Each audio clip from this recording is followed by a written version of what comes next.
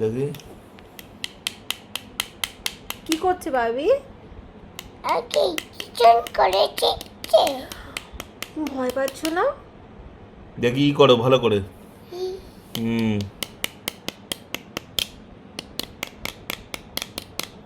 দাঁত ঠিক আছে? ও দেখি এইখানটা একটু সমস্যা ছিল না? থুতনিটা ঠিক হয়ে যাবে। আচ্ছা তোমার এইখানটা একটু সমস্যা ছিল না? দেখি কি করো। নাকের নিচটা দেখি, নাকটা।